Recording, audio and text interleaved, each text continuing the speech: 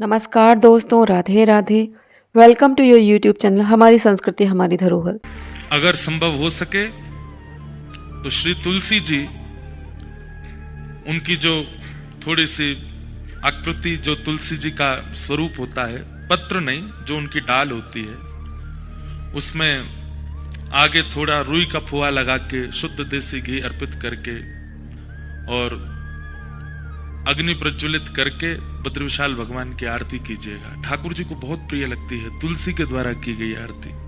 और कार्तिक मास में विशेष रूप से हमारे वृंदावन में दीपदान होता है, मंगला में ठाकुर जी के दर्शन, यमुना जी का स्नान और तुलसी से आरती। ये ठाकुर जी की विशेष प्रिय आरती है। कहते हैं कि जबरदस्ती तोड़ना नहीं, कहीं सूखी तुलसी जी का पौधा हो, उसकी सूखी हुई टहनी हो, उससे आरती कीजिए। कितने एकादशी, कितने पूर्व के किए गए हमारे सत्पुण्य, सबका लाभ प्राप्त होता है वह आरती करने से। ठाकुर जी परम प्रसन्न होते हैं। उसमें भी आप लोग साक्षात भू वैकुंठ, पृथ्वी के वैकुंठ बद्रीनाथ में बैठे। बंधुओं, ये स्थान मूल रूप से तो महादेव का है। अगर आप यहां संकल्प लेंगे तो संकल्प में ब्राह्मण देवता आपके जब संकल्प बोलेंगे तो उसमें केदार खंडे, इसको केदार खंड कहते हैं, ये केदार खंड है। यहां पर किराए पर हैं हमारे बद्री विशाल भगवान। नारायण भगवान तो यहां किराए पर रह रहे हैं। ये मूल रूप से क्षेत्र तो महादेव का है। और जिन केदारनाथ भगवान का आप लोग दर्शन करते हैं, वे केदारनाथ प्रभु पहले यहीं विराजमान होना चाह रहे थे, क्योंकि पूरे हिमालय में सबसे व्यवस्थित स्थान बद्रीनाथ है। इतनी व्यवस्था और इतना व्यवस्थित वातावरण, ठीक है शीतल तो है, ठंडा तो है, लेकिन आप और कहीं जाकर के चार धाम में इतना लंबा समय नहीं रह सकते। गंगोत्री में रह पाएंगे, पर गंगोत्री बहुत नीचे है, गौमुखी तो बहुत ऊपर, वहां तो रह भी नहीं सकते। तो मूल रूप से चार धामों में बद्रीनाथ जो है ये व्यवस्थित है, यहां पर निवास किया जा सकता है। केदारनाथ में आप ज्यादा दिन नहीं रुक पाएंगे, व्यवस्था इतनी नहीं है। यमुनोत्री में ज्यादा समय नहीं रुक पाएंगे, व्यवस्था नहीं है। गंगोत्री में गौमुखी, जहां से गंगा जी प्रकट है, वहां नहीं रुक पाएंगे। गंगोत्री में तो रह सकते हैं। तो एकमात्र यही क्षेत्र है जहां निवास किया जा सकता है। क्यों? नर नारायण पर्वत की सन्निधि में मध्य में ये समतल भूमि है जहां पर हम लोग बैठे। तो महादेव ने इसी भूमि का चयन किया, हम यहां विराजेंगे। लेकिन नारायण भगवान ने बोले आपसे पहले हमारी दृष्टि पड़ चुकी है यहां पे, हम इसको चुनेंगे। महादेव बोले आपको क्या करना है यहां पे? आप वैकुंठ में रहिए, तीनों लोकों के अधिपति आप, तो पूरी दुनिया में राज कर सकते हैं, लेकिन नाथ ये तप की भूमि है और आपको तप करना नहीं है, तो आप क्यों आएंगे? बोले नहीं, हमें भी तप करना है। महादेव बोले हम आपको तप करते देख नहीं सकते, हमारे स्वामी तप करें ये हम कैसे देख सकते हैं? और आपको तप की आवश्यकता क्यों? तो कल मैंने बताया कि प्रत्येक मानव के लिए तपस्या कर रहे हैं ठाकुर जी। तो पहले महादेव ही विराजमान थे यहां पर, लेकिन नारायण भगवान विचार किए कि राजी राजी नहीं मिलेगी जगह तो छलबल से ले लेंगे हम। और एक छोटे से बालक का रूप धारण करके तप्त कुंड के पास में, जैसे एक बालक किलकारी मार के रोता है, ऐसे ठाकुर जी रोने लगे। पार्वती मैया तप्त सरोवर में स्नान करने जब आई, महादेव से कहा अरे ऐसा लगता है कि कोई देवांगना भ्रमण करने आई थी। बंधुओं एक बात बोले, हम ये मानवों का स्थान है ही नहीं, ये देवताओं की भूमि है। यहां देवता विचरण करते हैं, यहां यक्ष यक्षिणियां विचरण करती हैं, यहां सप्त ऋषि विचरण करते हैं, और कईयों को उनका अनुभव होता है। बस कभी अनुभव हो उससे डरिएगा नहीं। जैसे अनुभव हो कि कुछ विचित्र है, या तो छोटे कद का कोई दिख रहा है या बहुत विशाल कद का कोई दिखा, नारायण नारायण नारायण नारायण नारायण बस बोलते रहिएगा, डरिएगा नहीं, भयभीत मत होइएगा। क्योंकि भूमि उन्हीं की है, उनका यहां पर स्वाभाविक दिख जाना हो सकता है हो, और जून जुलाई के महीने में तो शायद होता ही नहीं है क्योंकि भीड़ इतनी होती है। अभी यहां बहुत संख्या कम है, मेरे हिसाब से 2-2.5 हजार लोग भी नहीं होंगे पूरे बद्रीनाथ में।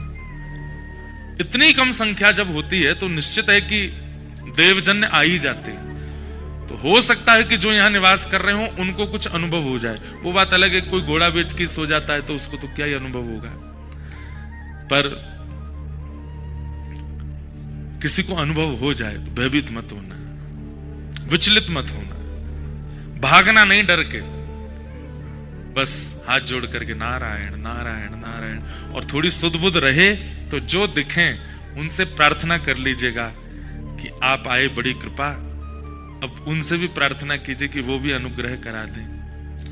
होगा कोई अनुभव सूक्ष्म रूप का ही, लेकिन होगा जरूर। हमें हो चुका है इसलिए हम बता रहे हैं आपको, घबराइएगा नहीं। तो ये तो देवांगनाओं की भूमि है, देवताओं की भूमि है। तो छोटे से बालक को देख के पार्वती जी महादेव के पास गई और जाकर के बोली, ऐसा लगता है कोई देवी अपना बालक छोड़ गई है यहीं पे, हम इसका पालन पोषण करेंगे। महादेव बोले रुक जाओ, मुझे तो ये बालक माया भी लगता है। इतनी भयानक कड़कड़ाटी ठंड में कोई मां अपना बालक कैसे छोड़ के जा सकती है, वो भी देवी। अब भाई इंसानों की बात तो कुछ भी, इंसान तो कुछ भी कर सकते हैं, पर देवी देवता। पार्वती जी बोली आप हर जगह अपना ज्यादा दिमाग मत लगाया कीजिए, हो सकता है भूल गया हो कोई, ऐसा नहीं होता, ये मायावी बालक है, हम इसको नहीं लेंगे। पार्वती जी बोली नहीं, हम तो इसको रखेंगे। और जहां बद्री विशाल भगवान विराजमान है वहीं पर उनको विराजमान कर दिया, और खेलने के लिए बद्री फल यानी कि बेर, बद्री का मतलब क्या होता है, बेर। इसको बद्रीनाथ क्यों कहते हैं, 2 कथाएं हैं, सुनिएगा दोनों। तो बद्री फल यानी कि बेर, वो गेंद की आकृति का होता है। महादेव तो तपस्या में रहता है, उन पर कहां से खिलौना आए, तो बद्री फल ही दे दिया बालक को खेलने के लिए। छोटा सा बालक अपने कभी मुख में लेवे, कभी हाथ लेके उसको घूम घुमा के देखे।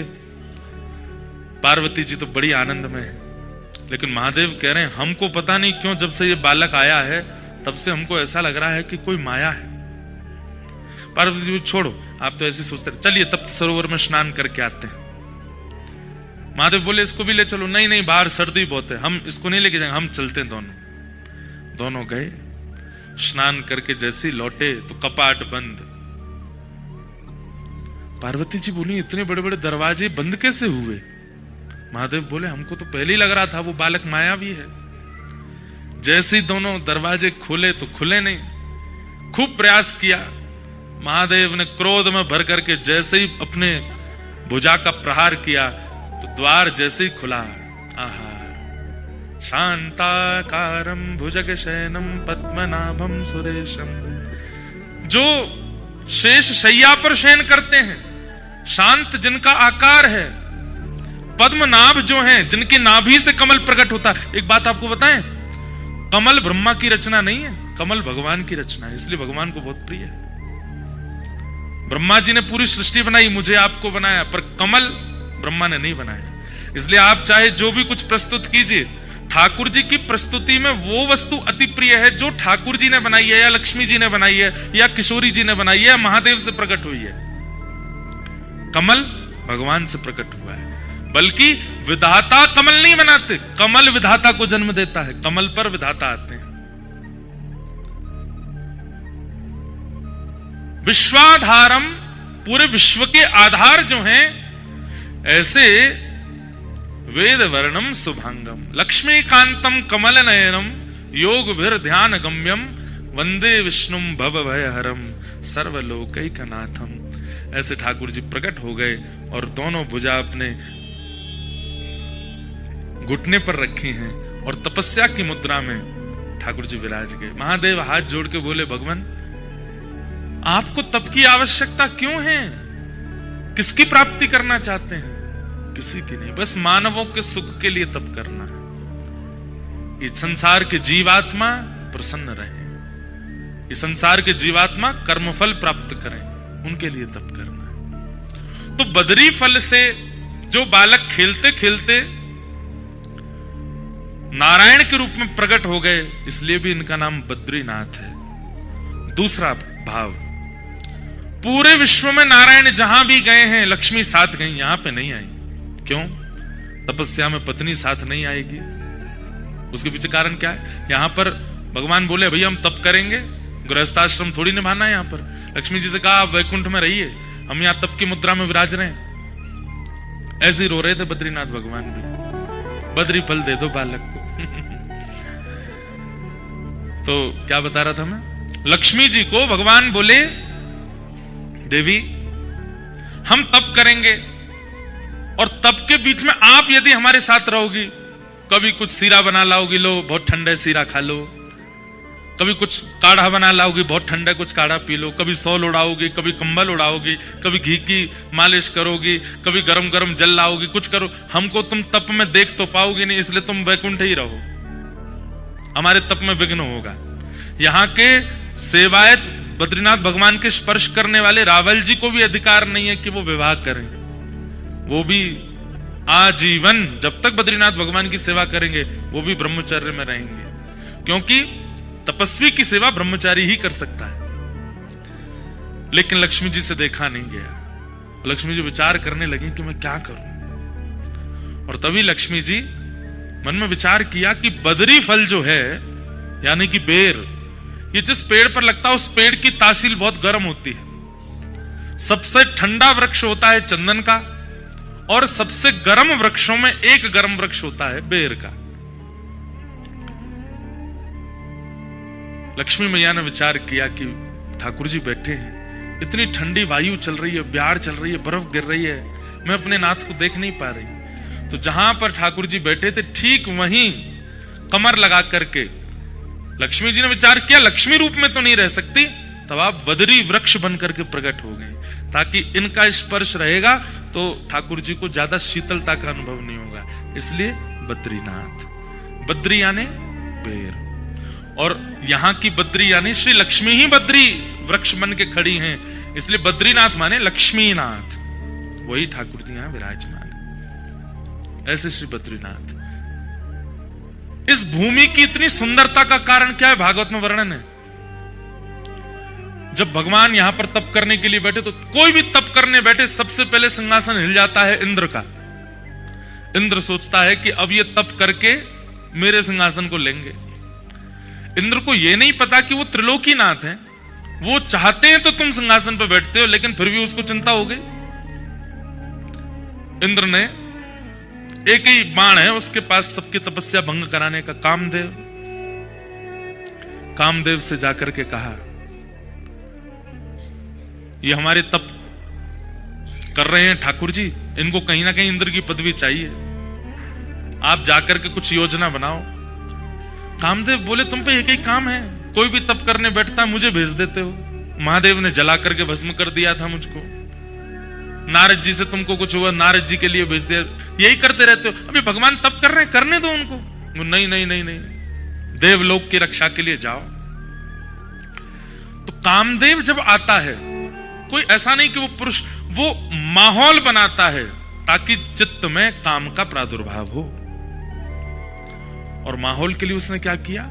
सुंदर पवन बहने लगी, सुंदर सुंदर वृक्ष प्रकट कर दिए इन पर्वतों पर, ऐसी सुंदरता फैला दी। यहां थोड़ी दूर पर फूलों की घाटी है, हेमकुंड साहिब जाते हैं वहां पर, ऐसे सुंदर पुष्प हैं, विश्व के सबसे सुंदर पुष्पों की घाटी है यहां पर।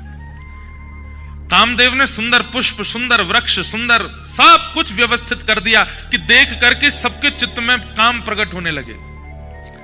लेकिन ठाकुर जी की तपस्या को भंग नहीं कर पाया। ठाकुर जी तो मंद मंद मुस्कान लगे, कोई बात नहीं, अच्छा है हमारे आश्रम को, ये भगवान का आश्रम है, बद्रिकाश्रम, एक प्रकार से आप ठाकुर जी के आश्रम आए हो। बोले अच्छा है, हम तो तपस्या में बैठे हैं, सेवकगण है नहीं, बढ़िया कामदेव पूरे आश्रम को सजा रहा है, अच्छा है सजा लो।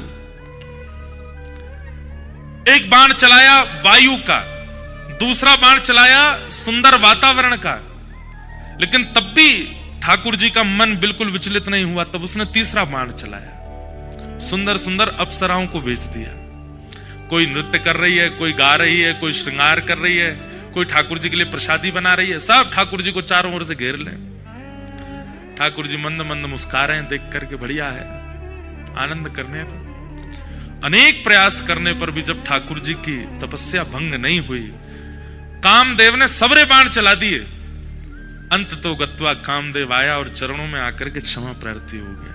बोले नाथ, असंख्य वर्षों तक मैं आपको विचलित करने का प्रयास करता रहा, लेकिन आप ना तो विचलित हुए और सबसे बड़ी बात ना क्रोधित हुए। आपको गुस्सा भी नहीं आया, आप मुस्कुरा रहे हैं। मुझसे गलती हो गई, अपराध हो गई, क्षमा कर दो।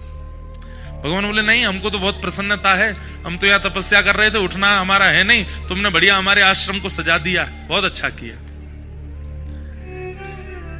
अब जाओ नहीं, सब यहीं रह जाओ, इस नगर की और इस आश्रम की सुंदरता बढ़ाते रहो। तो ये जो सुंदरता है यहां पर, ये जो सौंदर्य है, ये किया गया था ठाकुर जी की तपस्या भंग करने के लिए, लेकिन ठाकुर जी ने इस सौंदर्य को सदा के लिए यहीं पर अवस्थित कर दिया। और भगवान ने कहा देखो, हर तपस्या करने वाला अपनी तपस्या तोड़ दे, ऐसा नहीं है। और ये तुम बात बात पर अप्सराओं को लाके खड़ा मत किया करो। तुम सोचते हो कि हमें अप्सराएं अपने ऊपर व्याकुल कर लेंगी। बोले गलती हो गई भगवान बोले रुको। और ठाकुर जी ने ऐसे अपनी जंघा का, अपनी उरु का जैसे ही घर्षण किया, तो यहां के घर्षण से थोड़ा सा मैल गिरा, और उस मैल से, यहां के घर्षण से उर्वशी प्रकट हो गई। कहते हैं प्रकट तो अनेक अप्सराएं हुई भगवान के ऐसी जंघा का घर्षण करते। ऐसी अप्सराएं प्रकट हुई, ऐसी अप्सराएं प्रकट हुई कि इंद्र अपनी अप्सराओं से सबके मन को विचलित करता है, लेकिन ठाकुर जी के जंघा से जैसे ही अप्सराएं प्रकट हुई, स्वयं कामदेव विचलित हो गया। बोले मैंने सुंदरताएं बहुत देखी, ऐसी नहीं देखी। भगवान बोले अब तुम जो जिनको लेके आए थे उनको तो यहीं व्यवस्थित कर दो, इनमें से किसी एक को ले जाओ। और उनमें से एक को लेकर के इंद्र गए हैं, वही उर्वशी, जिनकी आराधना करने से सुंदर पत्नी की प्राप्ति होती है, ऐसा कहते हैं। सुंदर पत्नी की प्राप्ति होगी, सुंदर रूप की प्राप्ति होती है, सौंदर्य की प्राप्ति होती है उर्वशी। उर्वशी का भी जन्म स्थान है यही बद्रीनाथ। लेकिन तब देवताओं ने आकर के हाथ जोड़ करके ठाकुर जी की आराधना की। और कल हम आरती गा रहे थे ना, वो आरती नहीं, स्तुति है बद्रीनाथ भगवान की। और उस स्तुति में ये भाव करने वाले जैसे नारायण है, वैसा किसी ने नहीं किया। एक संत की वाणी मैंने सुनी, भगवान तप क्यों कर रहे हैं, इसका दूसरा कारण क्या है। कई संतों ने, कई विद्वानों ने, कई ऋषियों ने भगवत प्राप्ति के लिए तप किया, आज भी कर रहे हैं। दो चारों से तो मैं भी मिला हूं जो आज भी तप कर रहे हैं। यहां पर जो चरण पहाड़ी है, आगे माणा से ऊपर सतोपंथ के मार्ग हैं, वहां आगे कई गुफाएं हैं और वहां कई संत आज भी रहते हैं और रह करके ठाकुर जी के लिए तप कर रहे हैं। तो भगवान कहते हैं कि भाई ये यथामाम प्रपद्यन्ते तांस तथैव भजाम्यहम्, जो मुझे जैसे भजता है मैं उसे वैसे ही मिलता हूं। तो कहीं ना कहीं जब व्यक्ति तप करता है तो ठाकुर जी को अपने ऊपर ऋण जैसा लगने लगता है, भार जैसा लगने लगता है। ठाकुर जी बोले इतनी कठिनाई सह करके, इतना अव्यवस्थित होकर के ये मेरी आराधना कर रहा है, कहीं इसके मन में यह विचार ना आ जाए कि नाथ हम इतना तप करते हैं, आप तो वैकुंठ में आनंद फरमाते हो, आनंद करते हो। तो ठाकुर जी भी यहां तप में बैठे और ठाकुर जी बोले तुम सबके तप की तो अवधि है, किसी के 50 वर्ष, 100 वर्ष, 500 वर्ष, 1000 वर्ष, पर मैं ऐसे तप में बैठूंगा जब तक पृथ्वी लोक है, तब तक मेरा तप चलता ही रहेगा। अनावृत तप कर रहे हैं ठाकुर जी। तो कभी अगर ठाकुर जी के सामने कोई गुस्सा करता है, हे नाथ पत्नी छोड़ दी, बच्चे छोड़ दिए, सब छोड़ छाड़ करके हम भजन करते हैं और आप हम पर कृपा नहीं कर रहे, ठाकुर जी बोले हम भी कर रहे हैं, बद्रीनाथ में जाके देख ले, शिकायत मत करें हमसे, हमने भी पत्नी बच्चे छोड़ दिए, अपने एकांत में रह करके हम भी भजन कर रहे हैं। तो कहीं कोई शिकायत ना करे और कहीं कोई ठाकुर जी पर ऋण ना डाल दे, इसलिए भी ठाकुर जी यहां तप में बैठे और हमें दिखाने के लिए बैठे हैं। बोले तुम क्या तप करोगे, हमारा तप देखो कैसा तप है, अद्भुत। ऐसे हमारे श्री बद्री विशाल भगवान, उन्हें हम बारंबार प्रणाम करते हैं, उन्हें बारंबार वंदन करते हैं।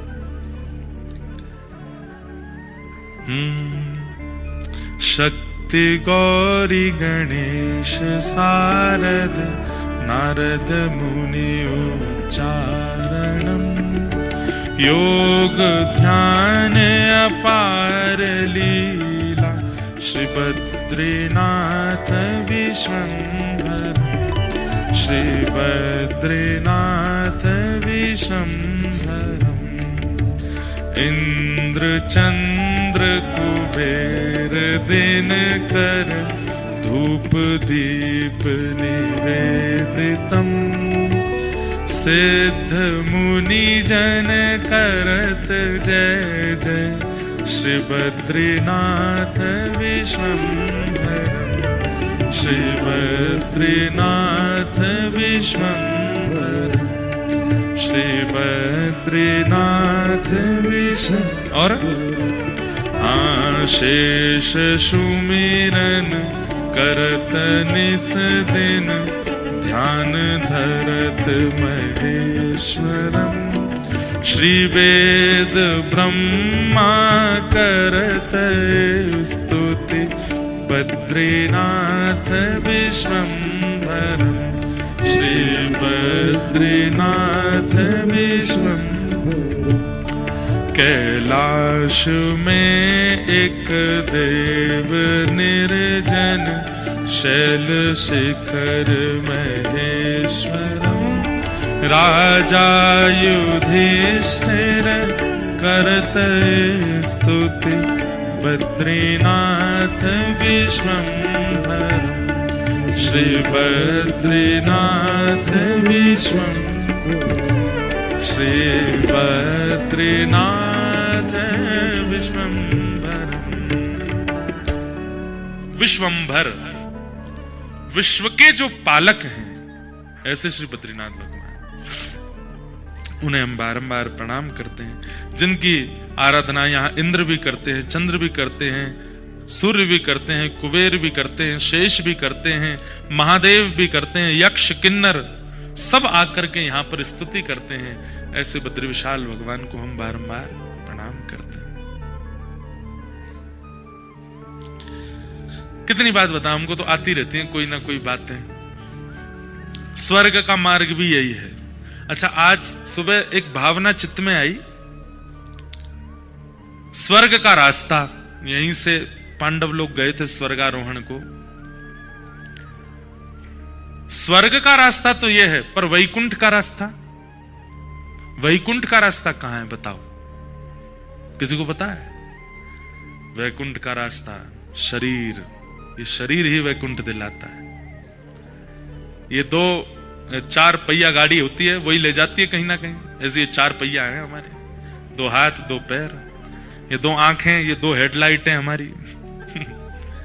ये पेट्रोल डालने वाला जो टैंक होता है वो ये रहा, मुंह यहीं से जाता है सब। पेट जो है टैंक है, कोई गाड़ी की 50 लीटर होती है, कई 60 लीटर, कोई 80-90 लीटर, ऐसी हम सबके भी लीटर बने हुए हैं। कोई 2 रोटी, कोई 4 रोटी, कईयों के तो महाराज 18-18 रोटी चल जाती है, कई तो नाप के पाते हैं, इतनी चाहिए।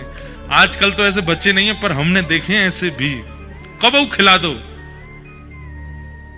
ऐसे ऐसे जीव है महाराज संसार में, भोजन का नाम ले दो और उनको भूख लगाती है। हमारे परिकर में भी हैं 2-4 ऐसे, यहां पे नहीं है, इधर मत देखना कहीं, वो आए नहीं है। क्यों नहीं आए? कोई बद्रीनाथ में भोजन मिलेगा ही नहीं। कम खाना होता है ना यहाँ पे। तो ये शरीर गाड़ी है, स्वर्ग का रास्ता। लोग बात कहते हैं, मेरे को फोन पे भी अभी बात कर रहे, बोले वहां तो स्वर्ग की सीढ़ियां दिखाई देती हैं। मैंने हाँ, आपने देखी? मैंने नहीं, मैंने वैकुंठ की देखी। अरे वैकुंठ की देखी आए? मैं स्वर्ग वाली से तो फिर भी उतर के आना पड़ता है कभी ना कभी, छिन्ने पुण्य मर्त लोकम विसंति। पर वैकुंठ की सीढ़ी देखने वाला, वैकुंठ जाने वाला दोबारा लौट के नहीं आता। वैकुंठ की सीढ़ी क्या है? तब मन में आया, वैकुंठ का रास्ता तो शरीर है। इन आंखों का आश्रय लेकर के, इन कानों का आश्रय लेके, मुख का आश्रय लेके, हाथ का आश्रय लेके, चरणों का आश्रय लेके, मन का आश्रय लेके, बुद्धि का आश्रय लेके, हमारे भीतर की जीवात्मा इस देह का आश्रय लेती है, तभी उसको वैकुंठ मिलता है। वैकुंठ का रास्ता शरीर है। बहुत सुंदर भाव है। आइए हम कृष्ण उद्धव संवाद में प्रविष्ट होते हैं। भगवान अपनी लीला संवरण करने की स्थिति में हैं और उद्धव पर विशेष कृपा कर रहे हैं। उद्धव को अपने समीप बैठा करके भगवान ज्ञान उपदेश कर रहे हैं और उद्धव को भगवान कहते हैं भैरवी। तम तु सर्वं परित्यज्य स्नेहं स्वजन बंधुषु मय्यावेशय मनः सम्यक् समदृक् विचरस्वगान्। उद्धव को भगवान आज्ञा कहते हैं। आज्ञा होती है कि भाई संसार के विषयों का त्याग करो, संसार के विषयों का त्याग करो, संसार के संबंधों का त्याग करो। पर यहां पर ठाकुर जी ने एक विशिष्ट शब्द का प्रयोग किया, स्नेहम। स्नेह का परित्याग करो। भले ही पत्नी का त्याग ना करना पड़े, बच्चों का त्याग ना करना पड़े, कुल खानदान संपत्ति का त्याग ना करना पड़े, संसार की प्रवृत्ति का त्याग ना करना पड़े, पर इस संसार में जो आपका स्नेह है, अत्यंत आसक्ति है, उसका त्याग करो, उसका त्याग करो। स्नेह का त्याग। बंधुओं, ये जो हम कल से यहां प्रवचन सुन रहे हैं ना, मुझे पढ़ते पढ़ते इतना आनंद होता है, इतना रोमांच हो जाता है चित्त में। क्यों? क्योंकि ये बातें स्वयं श्री कृष्ण बोल रहे हैं, स्वयं ठाकुर जी बोल रहे हैं। वेद व्यास जी बोल रहे हो, शुकाचार्य जी बोल रहे हो, आचार्य चरण बोल रहे हो, तब भी हमको आनंद होता है। पर जब स्वयं भगवान बोल रहे हैं तो एक प्रकार से प्रमाणित हो जाता है कि भाई स्वयं ठाकुर जी बोल रहे हैं, तो इस बात को तो मानना है। ठाकुर जी यहां पर स्नेह के परित्याग की बात कह रहे हैं कि स्नेह का त्याग करो। सबके प्रति जो तुम्हारी आसक्ति है, उसका त्याग करो। उद्धव जी महाराज सुन रहे हैं और उद्धव जी तुरंत प्रश्न करते हैं, योगेश योग विन्यास योगात्मन योग संभव निश्रेयसाय में प्रोक्त त्यागः संन्यास लक्षण। बंधुओं, अगर किसी व्यक्ति को रोटी की भूख लगी हो और आप उसको दूध निवेदित कर दो, क्या उसका पेट भरेगा तृप्ति से? नहीं भरेगा। किसी व्यक्ति को रोटी की भूख लगी है, आप उसको दूध ऑफर करो, दही ऑफर करो, पानी ऑफर करो, कुछ भी, मतलब रोटी के अलावा कुछ भी देने का प्रयास करो। अब मरता क्या नहीं करता वाली स्थिति में तो वो कुछ भी खा लेगा, लाओ भाई दो, कुछ भी जाए, पेट तो बचे। लेकिन उसकी तृप्ति रोटी से ही होने वाली है। भगवान यहां पर स्नेह के परित्याग की बात क्यों कर रहे हैं? स्नेह क्या है? आत्मा का आहार है। बहुत ध्यान से सुनिएगा। हम आपसे एक बात कह दें, पूर्व की कथाओं को छोड़िए, आगे होने वाली कथाओं को भी विचार मत कीजिए। सब जगह भक्ति, प्रेम आदि आदि सब उत्सव आदि प्रधान रहते हैं, यहां ज्ञान प्रधान है और जीवन लाभकारी ज्ञान प्रधान है इस कथा का। इसलिए बहुत ध्यान से सुनिएगा। आलस्य को आने मत दीजिएगा। कुंभकर्ण की पत्नी है निद्रा देवी, उससे तो 100 फुट दूर रहिएगा, कहीं भी आक्रमण ना करे, क्योंकि मौसम ऐसा है कि हो सकता है। बहुत ध्यानपूर्वक सुनिए। ठाकुर जी कह रहे हैं, उद्धव,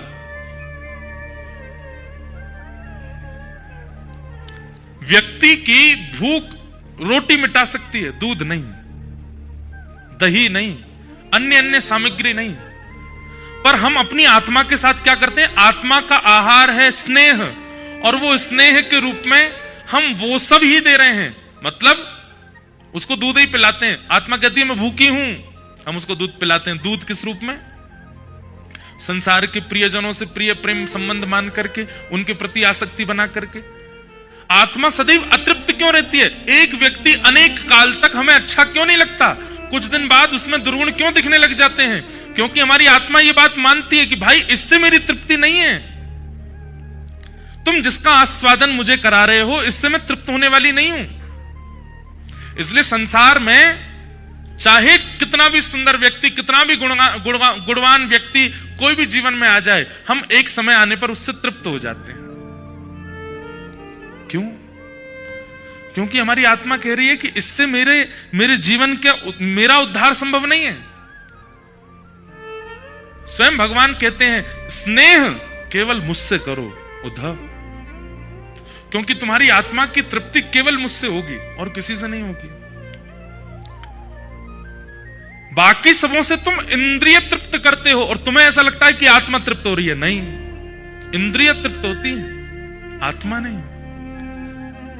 तुम्हारे चित्त की तृप्ति का कारण तो केवल मैं बनूंगा। यहां से जितना नीचे उतरते चले जाओगे, इंद्रिय सुख की सामग्रियां खूब मिल जाएंगी।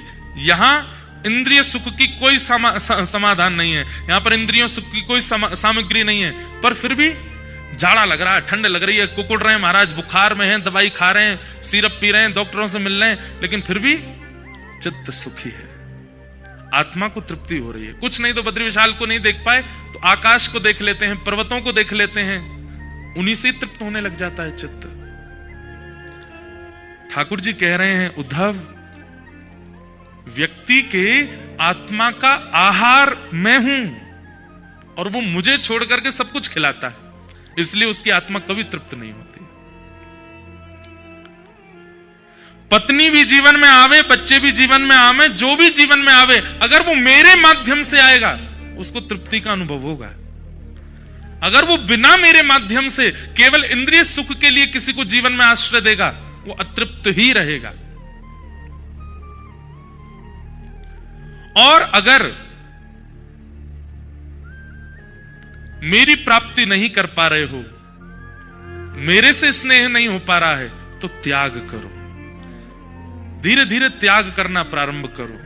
जब ये घड़ा खाली होगा, जब इसमें मुझे अवकाश दिखाई देगा, खालीपन दिखाई देगा, तो मैं अपना प्रेम रस स्वयं उड़ेलने का प्रयास करूंगा। इसलिए त्याग करो। त्याग का मतलब शारीरिक त्याग नहीं, शरीर से त्याग करना उचित नहीं है, शरीर से त्याग करना बहुत श्रेष्ठ नहीं है। शरीर, मैंने कल भी कथा में कहा था, शरीर से किसी को छोड़ देना बहुत बड़ी बात नहीं होती, पर चित्त से छोड़ना ये बहुत कठिन होता है। एकादशी का व्रत हो, करवा चौथ के व्रत हो, माताएं अन्न त्याग देती हैं, पर यूं ही देखती नहीं चंद्रमा कब निकलेगा, कब निकलेगा। क्यों? अरे रोटी, तू कितनी भाग्यशाली है।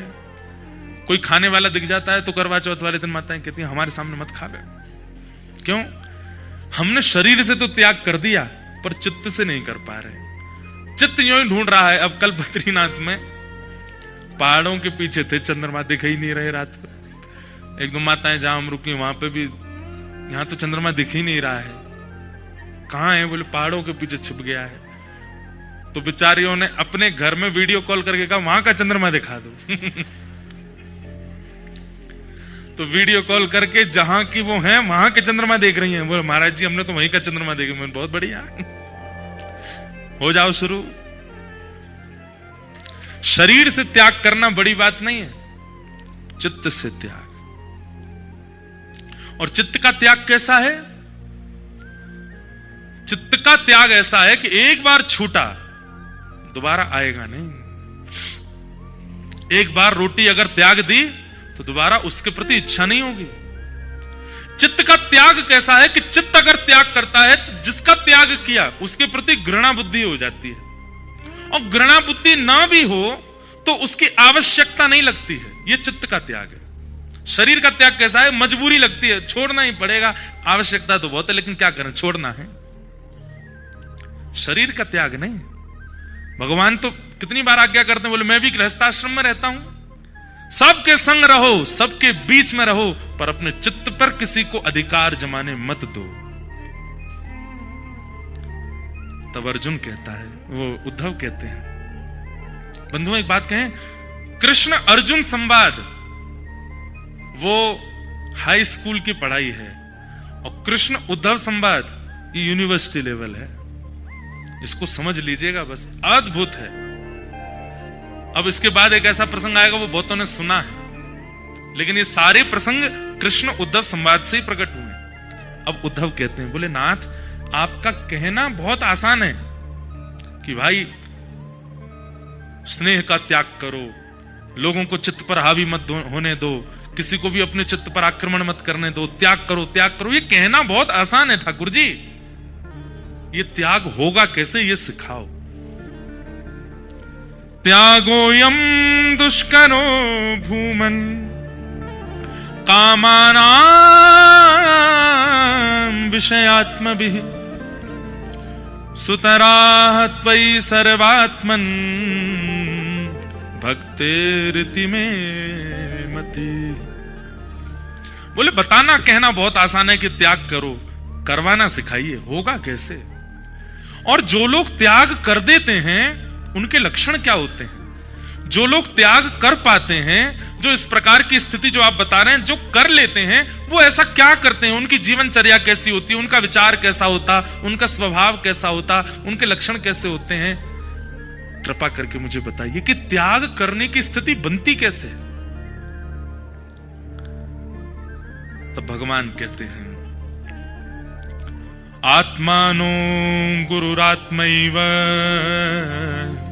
पुरुषस्य विशेषतः यत् प्रत्यक्षानुमानाभ्यां श्रेयो सावनुविन्दते प्रायेण मनुजालोके लोकतत्त्वविचक्षणा समुद्धरन्ति आत्मानम् आत्मानैवाशुभाशयात्। कितनी अच्छी बात। ठाकुर जी कह रहे हैं त्याग वही कर सकता है दो लोग। कौन? पहला वो जिसने संसार के विषय को चखा ही ना हो। जिसने चखा ही नहीं होगा उसके जीवन में विषय आएगा कैसे? समझ रहे हैं हमारी बात? बहुत ध्यान से सुनिएगा। बोले जिसने विषय का कभी रस ही नहीं लिया है, विषय का आस्वादन ही नहीं किया, वो उस विषय में आसक्त कैसे होगा? या तो उद्धव वो व्यक्ति निरासक्त रह सकता है जिसने कभी विषय का आस्वादन नहीं किया हो, और दूसरा कौन? बोलो जिसने अतीत में आस्वादन कर लिया। उद्धव बोला बीच में कोई नहीं है। बोले या तो आस्वादन ही नहीं किया हो या अतीत आस्वादन कर लिया हो, ये दो ही लोग निरासक्त हो सकते हैं। मध्यस्थ कौन है? भगवान बोले मध्यस्थ वो है जो संपूर्ण विश्व को गुरु में मान करके हर स्थिति से कुछ ना कुछ अनुभव कर लेता हो, पूरे विश्व के चलन चाल को पहचान जाता हो, विश्व का ज्ञान जिसको हो गया हो। सीधी बात, ज्यादा कॉम्प्लिकेटेड नहीं करेंगे। तीन लोग निरासक्त हो सकते हैं। पहला जिसने कभी विषय का आस्वादन नहीं किया हो वो, दूसरा जिसने विषय का अतिशय भोग कर लिया हो, अब ऊब चुका हो वो, तीसरा जिसने ज्ञान मार्ग लेकर के गुरुजनों का आश्रय करके और ज्ञान मार्ग से इस विषय का बिना आस्वादन किए ही सब कुछ जान लिया हो कि इस विषय का क्या फल है, ऐसा करने से क्या होता है, इससे क्या होगा, इससे क्या होगा। तीन ही लोग हैं जो निरासक्त रह सकते हैं। अब हम आप सब कौन सी श्रेणी में जा सकते हैं बताओ? पहली वाली तो निकल चुकी है, विषय का आस्वादन ना किया हो, ऐसा तो यहां कोई बैठा नहीं है। हां, आज भी कई पापजन्य विषय हैं संसार के, उनका हमने स्पर्श तक नहीं किया है, लेकिन फिर भी संसार के कई विषयों में हम सब लोग आ चुके हैं। अब आस्वादन एक बार चख लिया है तो अब तो वो जाने वाला है नहीं। अब अतीत किया तो प्रतीक्षा करो कि अति में चख लें, इतना कर लें कि महाराज एक दिन उससे पूरा मन ही भर जाए। तो इसमें भी भय है, क्या पता मन भरा ही नहीं तो करते चले गए पाप हो गया। तो हमारे पास तीसरा रास्ता बताया, क्या? ज्ञान मार्ग। और ज्ञान मार्ग का मतलब क्या है? गुरु शरणागति का मार्ग। गुरुजनों के आश्रय में बैठ करके उद्धव जो व्यक्ति सत्संग श्रवण करता है, गुरु वाणी श्रवण करता है, गुरु आज्ञा श्रवण करता है, मेरे द्वारा किए गए प्रवचनों को श्रवण करता है, ऐसा व्यक्ति बिना विषय का आस्वादन किए बैठे बैठे श्रवण इंद्रिय से ही विषय निवृत्त हो सकता है। कैसे? आप हलवाई की दुकान पर खड़े थे, लड्डू बन रहा था, आप देखते जा रहे हैं, अब घी डाल दिया, इसमें शक्कर डाल दिया, इसमें बेसन डाल दिया, अब तो इसमें जो है बढ़िया भुने हुए बादाम डाल दिए, अब तो इसमें जो है काजू डाल दिया, किशमिश डाल दी, बढ़िया घोंट रहे हैं महाराज, उसकी सुगंधी बेसन की आ रही है, आहा, अब तो बस यूं लग रही है कब बढ़िया लड्डू बने, गोल गोल गरम गरम मिले हमको। इतने में ही हम पीछे से किसी ने बुलाया तो हम एक क्षण के लिए पीछे गए, लौट करके आए तो देखने लगे अब तो लड्डू बन रहे हैं, अब तो खाने का मन हो रहा है। इतने में ही किसी ने आकर के बोला ये लड्डू मत खाना। आपने कहा मैं इसको इतनी देर से देख रहा हूं और इसका आस्वादन करने के लिए मेरी जीभ बिल्कुल लालायित बैठी है, आप मना कैसे कर सकते हो? बोले जैसे तुम पीछे गए थे ना, बोले हाँ, तभी एक सामग्री ऊपर से गिरी, उस सामग्री का नाम था विष, और वो विष इसमें गिर गया है। लेकिन ये लड्डू वाला केवल अपने लड्डू बेचना चाहता है, ये सोच रहा है इतनी सामग्री बन गई, ये बर्बाद चली जाएगी, इसमें अभी अभी विष गिरा है, इसके बाहरी परकोटे पे मत जाओ, ये बादाम पर आकृष्ट मत हो, तुम काजू पर आकृष्ट मत हो, इसका बेसन और देसी घी और इसके खांड का दर्शन मत करो, इसकी सुगंधी पे मत जाना, इसमें विष गिरा हुआ है, खा लोगे नीले पड़ जाओगे, प्राण निकल जाएंगे तुम्हारे। क्या होगा? जैसे ही सुना और प्रमाण भी मिल गया कि हाँ पास में एक शीशी पड़ी है, उस पर लिखा था ऊपर पॉइजन, गिर गई है उसमें, क्या करोगे? भले ही आप 1 घंटा हलवाई की दुकान पर खड़े खड़े उसको देख रहे थे, जीभ लपलपा रहे थे, खाना है खाना है, पर जैसे ही पता चला कि इसमें विष है, खाओगे आप? चाहे आपकी प्रबल इच्छा हो गई है उसको खाने की, आप बिल्कुल अपलक नेत्रों से लड्डू देख रहे हैं और आपका बस मन हो रहा है कब ये मेरी जीभ पर जाए, लेकिन पता चल गया है कि इसमें विष है, पाएंगे आप? नहीं पाएंगे। फिर भी कोई पाएगा? हाँ ना कछु तो बोलो भैया, नहीं पाएंगे। लेकिन हजारों सालों से कथाएं होती आ रही हैं और हजारों सालों तक होते रहेंगे। हम यही बताते जा रहे हैं सारे कथा वक्ता कि जो लड्डू खाने के लिए बैठे उसमें विष है, फिर भी नहीं छोड़ रहे, फिर भी उसका आस्वादन करते। वो लड्डू क्या है? संसार के विषय भोग, संसार की आसक्तियां, संसार के वो सारे विषय जो हमको पकड़ लेते हैं अपने पास, नहीं करने देते कुछ भी, नहीं होने देते किसी और का, नहीं होने देते प्रभु शरणागति में। भगवान कहते हैं क्या करो? बोले सुनते रहो गुरुजनों की बात, वो कहते रहेंगे इसमें विष है, विष है, विष है, विष है, विष है, कभी तो मन चेतेगा, कभी तो मन चेतेगा। और जिस दिन मन चेत गया उस दिन संसार के सारे विषय विष के समान दिखने लगेंगे और बिना आस्वादन किए ही त्याग हो जाएगा। उद्धव, ये त्याग का मार्ग है। उद्धव बोला कोई प्रमाण दो। बोले प्रमाण दूं? बोले हाँ। तब भगवान कहते हैं सुनो, तुम्हें एक प्रमाण की कथा सुनाता हूं कि यदु नैव महाभागो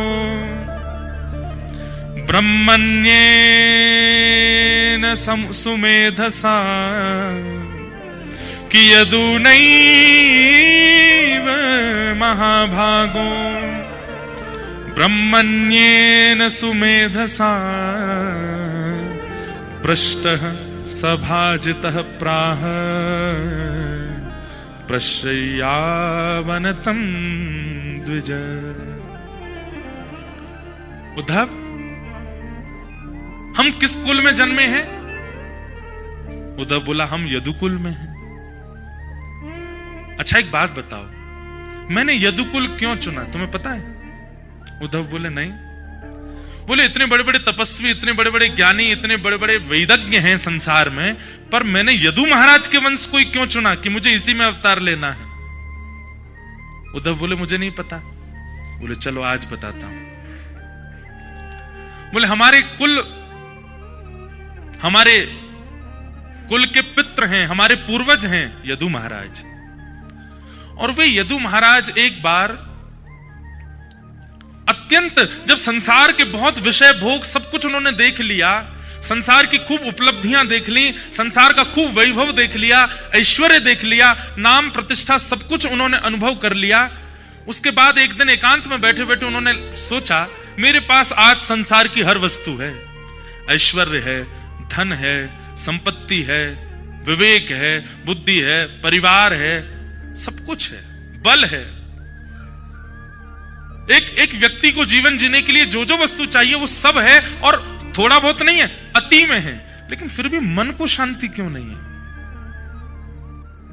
तब हमारे कुल के प्रणेता श्री यदु जी महाराज, वे मेरे परम भागवत भक्त श्री प्रहलाद जी के पास गए और प्रहलाद जी से जाकर के उन्होंने अपना ये मन का भाव कहा कि मैंने सब कुछ देख लिया अपने जीवन में, लेकिन मेरे मन को एक स्थिरता, एक शांति का अनुभव नहीं होता प्रहलाद जी। तो प्रहलाद जी महाराज बोले आपको सत्संग की आवश्यकता है, आपको एक दिशा निर्देशन करने वाले गुरु की आवश्यकता है। यदु बोले कौन है गुरु? मैं बड़े बड़े गुरुजनों के पास जाता हूं, वे सब तो मुझे ही प्रणाम करने लगते हैं, वे सब तो मुझे ही वंदन करने लगते हैं, ऐसे कौन से गुरु होंगे जो मुझे शिष्य रूप में स्वीकार करें? बोले आपको गुरुजन प्रणाम क्यों करते हैं? इसलिए प्रणाम करते हैं क्योंकि उनको पता आप यदु हो, आप अत्यंत श्रेष्ठ हो। ऐसे व्यक्ति के पास आपको जाना चाहिए जिसकी आपकी श्रेष्ठता और अश्रेष्ठता से कोई फर्क ना पड़ता हो। गुरु वो है जो माला पहनाने वाले का ज्यादा प्रेम ना करे, गाली देने वाले से ज्यादा बैर ना करे, ऐसा गुरु जीवन में आना चाहिए। बोले ऐसे गुरु कौन है? बोले चलिए मेरे साथ। तभी आप उनको लेकर के गए। आहा, प्रहलाद जी महाराज कहते वो रहे आपके गुरु।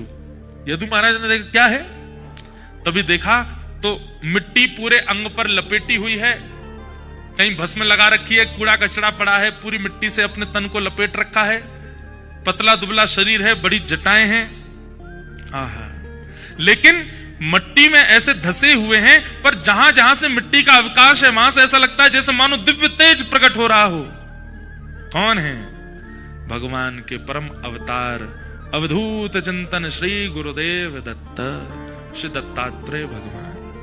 बोलो दत्तात्रेय भगवान की। बोलिए हमारे पीछे अवधूत चिंतन श्री गुरुदेव दत्त। बोलिए।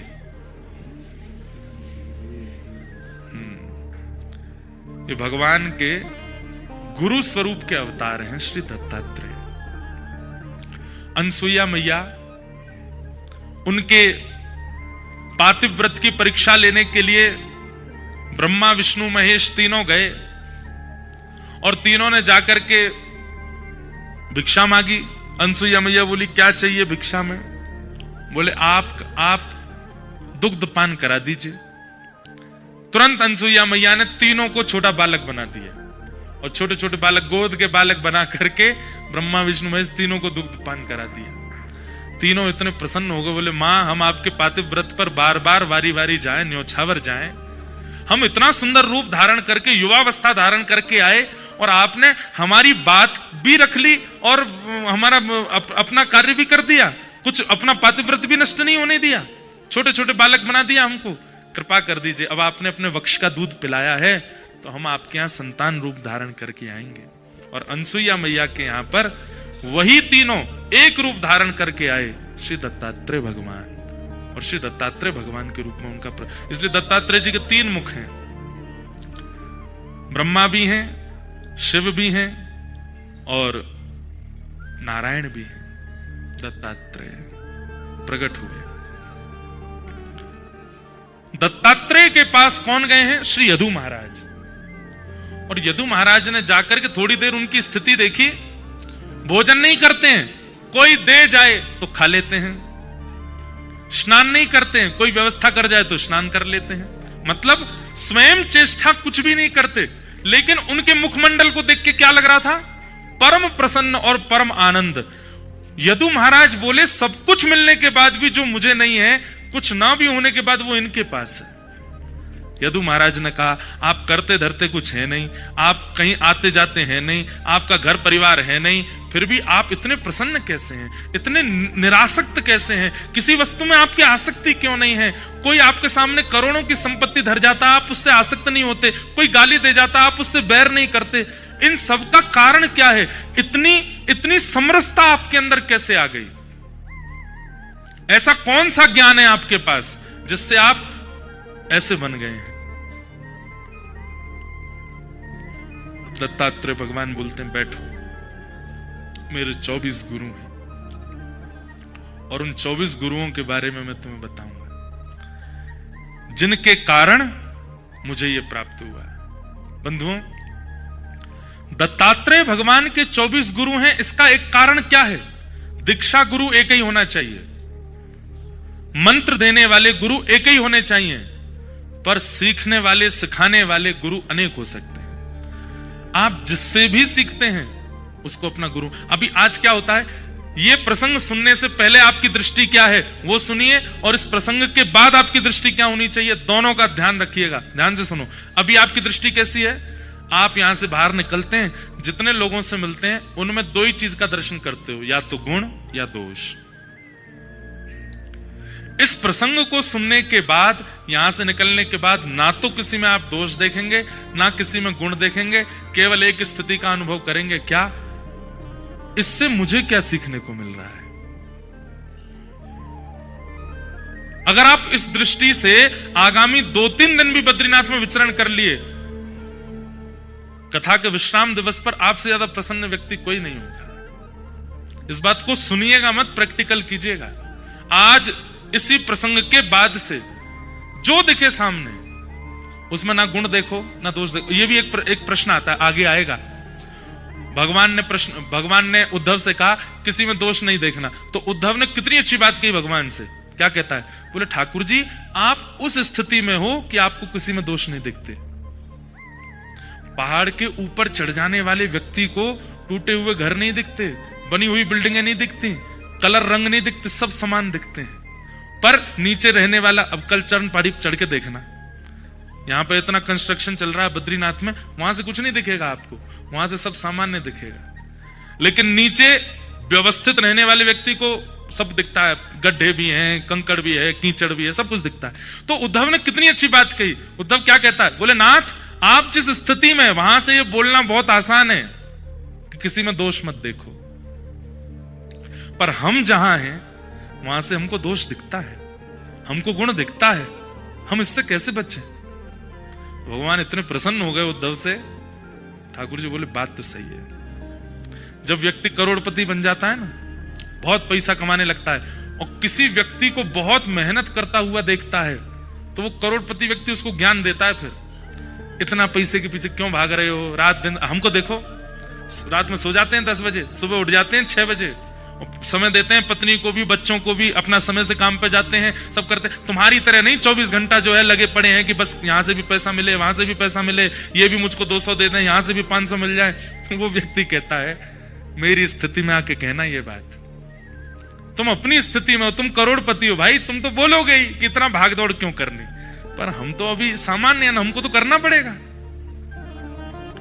उद्धव की बात भगवान को बहुत अच्छी लगी। भगवान ने हृदय से लगा लिया उद्धव को। बोले, उद्धव ये पहली बार हुआ था जहां ज्ञान देते देते ठाकुर जी पूछने वाले से प्रसन्न हो गए, उद्धव से। भगवान ने हृदय से लगा, उद्धव मुझे तुम बहुत अच्छे लगते हो, कितनी अच्छी बात कह रहे हो, ये वास्तविकता है। मैं परमात्मा हूं, इसलिए मेरा कहना बहुत सरल है कि किसी में दोष मत देखो, किसी में गुण मत देखो, पर तुम जीवात्मा हो, तुम्हें तो दोष गुण दिखेगा। ठीक है, दोष गुण दिखने की प्रवृत्ति नहीं जाएगी ना, नहीं जाएगी तो फिर एक काम करो। बोले, क्या? इतना तो तुमको करना पड़ेगा। बोले, क्या? सब में गुण देखो, खुद में दोष देखो, सब में गुण का दर्शन करो। चाहे अपनी पद से कितना भी गिरा हुआ व्यक्ति तुम्हारे सामने आ जाए, उसमें भी गुण दर्शन करो। ये जीवित है, ये आज भी जी रहा है, इसमें गुण क्या है? और मैं आज भी भटक रहा हूं, मुझ में अवगुण क्या है? हर दिन ये तो कर सकते हो। तब वो तो बोला, हाँ ये कर सकते हैं। बोले, यही करो। एक दिन यही करते करते करते करते अपने दोष देखते देखते एक दिन ऐसा आएगा उद्धव तुम जब नजर घुमा के देखोगे तो मैं जहां खड़ा हूं मेरे बगल में ही खड़े होगे, और फिर मेरे बगल में खड़े होगे तो सब समान ही दिखेंगे ना, फिर तो दोष नहीं दिखेगा ना। हाँ नाथ, ये हो सकता है। बहुत सुंदर प्रसंग है उद्धव कृष्ण संवाद। अब यहां से दत्तात्रेय भगवान अपने 24 गुरुओं का वर्णन कर रहे हैं। इन 24 गुरुओं की वार्ता सुनने के बाद मैं फिर कह रहा हूं, ना किसी में दोष देखिएगा ना किसी में गुण, जो दिख जाए उसमें बस यही देखिएगा इससे मैंने क्या सीखा। अब ऐसे नहीं चलते फिरते आदमी में ही देखते चल रहे हो, कोई बैठा है, कोई कुछ कह रहा है, आपसे मिला है, उससे आपने क्या सीखा। मान लीजिए कोई बहुत लोभी व्यक्ति आया आपके सामने और उसकी बातें सुनकर के आपके मन में आया कि भाई बहुत लोभी है, उसमें दोष मत देखो, बल्कि उसको प्रणाम करो। आपके व्यवहार से, आपकी वार्ताओं से मैंने ये चीज अनुभव की, अगर ऐसा लोभ मेरे अंदर आएगा तो वो दूसरे को कितनी पीड़ा देगा। आप मेरे गुरु हैं, आपने मुझे सिखा दिया कि लोभ नहीं करना है। इस प्रकार हर जीव को श्री महाराष्ट्र में संत हुए श्री एकनाथ जी महाराज, नाम सुना है? एकनाथ जी महाराज रोज गंगा स्नान करने जाते थे, और जिस मार्ग से जाते थे उसी मार्ग में एक घर था। वहां ऊपर बैठ करके एक विजातीय व्यक्ति, मुस्लिम व्यक्ति जल पीता, और जब एकनाथ जी निकलते उनके कभी आगे कभी इधर कभी उनके ऊपर कुल्ला कर देता। एकनाथ जी महाराज जितनी बार वो करता उतनी बार गंगा स्नान करते, निकल के आते, फिर कर देते, फिर जाते। एकनाथ जी महाराज से किसी ने कहा, आप इस पर क्रोध क्यों नहीं करते, हम आपको 5 दिन से देख रहे हैं, ये रोज आपको परेशान करता है, हंसता है, और आप फिर बोले कि नहीं अच्छा है ना, मैं तो एक ही बार स्नान करके चला जाता, ये इसकी बढ़िया कृपा है कि इसकी वजह से 10 बार जाता हूं गंगा जी, एक बार डुबकी लगा के चला जाता, पर ये कितनी बड़ी कृपा करता है मेरे ऊपर। ये कहता एक बार नहीं 10 बार जाओ, 12 बार जाओ, 15 बार जाओ, इसकी कृपा से 15 बार गंगा मैया मुझे गोद में लेती हैं, इसलिए मुझे उस पर क्रोध नहीं आता। ऐसी दृष्टि ये प्रसंग बना देगा। किसी में दोष मत देखो, सब में गुण देखो। दत्तात्रेय भगवान अपने 24 गुरुओं के बारे में बता रहे हैं। बंधुओं, हमने 1 महीना कथा करी है 24 गुरुओं के ऊपर। दत्त धाम नासिक में मास कथा हुई थी, और वहां प्रत्येक गुरु को एक दिन एक गुरु पर थोड़ी देर चर्चा करते थे। 30 दिन में 24 गुरु हो पाए थे, परंतु यहां हम ज्यादा इसका विस्तार नहीं करेंगे, लेकिन आप लोगों को करना चाहिए। यहां 24 गुरुओं से दत्तात्रेय भगवान क्या सीख रहे हैं वो बता रहे हैं, पर इन 24 गुरुओं के नाम सुनिए और इनसे आप क्या सीखते हैं ये आपको बताना चाहिए।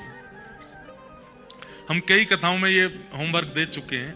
श्रोताओं को हम बोलते हैं जब भी दत्तात्रेय भगवान का प्रसंग आता है कि यहां दत्त भगवान जिस से जो सीख रहे हैं वो तो आप सुन ही रहे हो, पर उनसे आपने क्या अनुभव किया वो आपको बताना है। आप भी करके देखना, किसी की बहुत इच्छा हो जाए 24 गुरुओं पर, आज जितने गुरु हो जाएं, हो सकता है 24 पूरे भी हो जाए। मन के ऊपर मन लग गया तो एक ही गुरु पर ज्यादा देर हो जाएगा, मन भाव आया तो 24 गुरु पूरे हो जाएंगे। इन 24 गुरुओं को सुनिए और इन गुरुओं का आप अनुभव कीजिए कि आपने इनसे क्या सीखा, या ऐसा आपको क्या पता चला कि उससे भी मानव सीख सकता है इन 24 के अंदर। इनके अलावा तो आप सीखते रहिए दुनिया से, पर इन 24 को ही देखिए। दत्तात्रेय भगवान कह रहे हैं, संति में गुरु वो राजन वह वो वृद्ध उपाश्रिता, यतो बुद्धि मुपादाय मुक्तो तामिह तंजुनु, पृथ्वी वायुराकाशम अपो अग्नि चंद्रमा रवि, कपोतो अजगरः सिंधु पतंगो मधुकृत्कजः, मधुहा हरिणो मीन पिंगला कुररोर्भक, कुमारी सर्कृतः सर्प ऊर्णनाभि सुपेशकृत, एतमे गुरुवो राजन् चतुर्विंशतिरंशितान् शिक्षावृत्तिभिरेतेषाम् वशिष्ठमिह आत्मनः। दत्तात्रेय भगवान ने अपने 24 गुरुओं के बारे में यहां बताया, राजन मेरे ये 24 गुरु हैं। कौन कौन से? सबसे पहले पृथ्वी, वायु, आकाश, जल, अग्नि, चंद्रमा, सूर्य, कबूतर, अजगर, समुद्र, पतंगा या भौरा, मधुमक्खी, हाथी, शहद निकालने वाला, हिरण, मछली, वैश्या, कूरर पक्षी, बालक, कुंवारी कन्या, बाण बनाने वाला, सर्प, मकड़ी और भृंगी कीट। ये मेरे 24 गुरु हैं। कई तो भूल गए होंगे कौन कौन से नाम बताए। कॉपी पेन लेके बैठे नहीं, कल हमने कहा था। चलो मन में ही आप याद कर लो। अब एक एक गुरु के बारे में देखिएगा क्या कह रहे हैं। उस बात को याद रखिएगा कि उद्धव ने क्या पूछा है। उद्धव ने क्या पूछा है कि त्याग बहुत दुष्कर है, ये कैसे हो सकता है। तब भगवान ने 3 मार्ग बताए हैं, या तो सेवन ही ना किया हो, या अति सेवन कर लिया हो, या मध्यस्थ बताया गुरुजनों के यहां बैठ करके उनसे ज्ञान लेकर के अनुभव करके उसका त्याग कर दिया हो। ये तीसरा मार्ग है। आप संसार के विषयों से मुक्त कैसे हो सकते हैं? ज्ञान मार्ग से। और श्री दत्तात्रेय भगवान यहां अपने 24 गुरु बता रहे हैं। सबसे पहले गुरु का नाम है पृथ्वी। तोड़ी। पृथ्वी से मैंने क्या सीखा? इधर देखिए सब लोग। दत्तात्रेय भगवान कहते हैं मैंने पृथ्वी से क्या सीखा? धैर्य, सहनशीलता। पृथ्वी के समान सहनशील कोई नहीं है संसार में। आवाज आ रही है? गड्ढा किया जा रहा है पृथ्वी में। हमें कोई जरा सी मच्छर भी काट जाता है तो लेके आते हैं, बोले रुक जाओ बाद में बात करेंगे, पहले इसकी हत्या कर दें। लेके बैठे रहेंगे, जैसे आया मर गया। अब बताओ क्या कह रहे थे? काट रहा है हमको। ये पृथ्वी और ये पर्वत पता है क्या है? ये पर्वत पृथ्वी के मुखमंडल है, केश है। और हम लोग क्या नहीं करते इस पृथ्वी पर? कितना भार बनाते हैं, कितना भार धर देते हैं, कितने गड्ढे करते हैं, कितना कुछ नहीं करते इस पृथ्वी का, लेकिन सदैव सहनशील रहती है। सिंचन करते हैं, एक प्रकार से बोरिंग करना, उससे जल निकाल करके पीना, हम एक प्रकार से पृथ्वी का सिंचन ही तो कर रहे हैं। और खेतीबाड़ी करना एक स्वरूप होता था, लेकिन अब तो जबरदस्ती औषधियां डाल करके जबरदस्ती उपजाऊ बनाते हैं पृथ्वी को। एक प्रकार से कह दिया जाए तो जैसे बाल उड़ गए, अब जबरदस्ती डलवा रहे, वो क्या बोलते उसको, हेयर ट्रांसप्लांट करवा रहे हैं, सुई नोच नोच के। अब भाई शरीर है, शरीर अपनी गति से चलता है, आप भले ही उड़ गए हो, अब उसमें जबरदस्ती सुई डलवा, शरीर को तो पीड़ा होती है। और कई लोगों के शरीर की पीड़ा फिर वो दिखने लगती है, वहां तो बाल आ जाते हैं पर अन्य अंगों पर वो दिक्कतें प्रकट कर देता है। सबसे पहला गुरु मैंने पृथ्वी को बनाया और पृथ्वी से मैंने सीखा कि पृथ्वी धैर्यवान होती है, बहुत सहनशील होती है। व्यक्ति को अगर अपने जीवन में परमानंद का अनुभव करना है तो सहनशील बन जाए। ये सब परमानंद की प्राप्ति के लिए बता रहे हैं, जो उद्धव की इच्छा है। सहनशील, धैर्य है पृथ्वी में, वो अपना धैर्य कभी नहीं तोड़ती, कैसी भी स्थिति। एक बात बताएं आपको, पृथ्वी को, चलिए ये तो बाहर की वस्तु हैं जिसको हम देख रहे हैं, सब लोग इधर देखिए ध्यान से।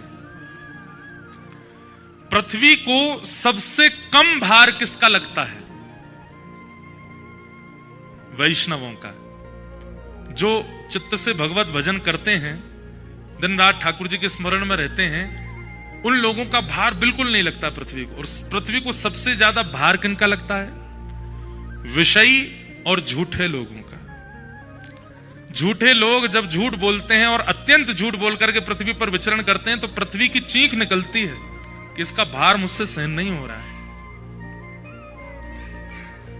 लेकिन फिर भी वो सहती है, सहनशील बनी रहती है।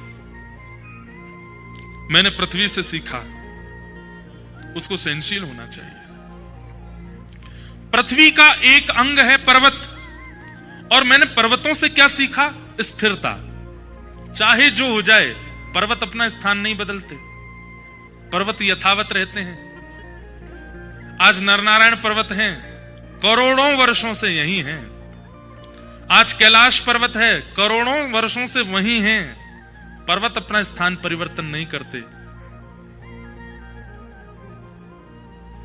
दत्तात्रेय कहते हैं चाहे जितनी ऊंची स्थिति मिल जाए, चाहे जितनी गिरावट जीवन में आ जाए, अपने स्थान का, अपने स्वभाव का, अपनी स्थिति का परित्याग नहीं। सदा सम रहो, सदा दीन रहो। ये मैंने पर्वतों से सीखा, जो कि पृथ्वी का ही अंग। अभी पृथ्वी गुरु ही चल रहा है। स्थिरता मैंने सीखी। इसी पृथ्वी पर वृक्ष प्रकट होते हैं, और वृक्षों से मैंने क्या सीखा? उदारता। वो अपने लिए नहीं जीते। वृक्षों का जीवन सदा दूसरों के लिए होता है। पृथ्वी के पत्ते भी दूसरों के काम आते हैं, वृक्षों के पत्ते भी दूसरों के काम आते हैं, वृक्षों की छाया भी दूसरों के काम आती है, वृक्षों के फल भी दूसरों के काम आते हैं। वृक्ष की एक भी वस्तु ऐसी नहीं है जो वो अपने प्रयोग में धारण करता हो। सब कुछ दूसरों को दे देता है। और छांव, फल, सुगंधी पत्तों से जब हम ऊब जाएं तो वृक्ष अपने प्राण तक त्याग देता है हमें तपाने के लिए। मैंने वृक्षों से क्या सीखा? उदारता, परोपकार।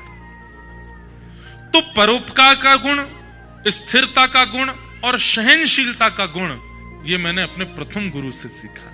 पृथ्वी, मैंने इनको गुरु बनाया। पृथ्वी का एक गुण और होता है, कितना भी गड्ढा कर दो और गड्ढा करके छोड़ दो, 5 साल बाद, 10 साल बाद, 20 साल बाद, 100 साल बाद गड्ढा अपने आप भर जाएगा। पृथ्वी अपने आप अपने रिक्त स्थान को भर देती है। ये मैंने पृथ्वी से सीखा। तो मेरी प्रथम गुरु कौन है? पृथ्वी।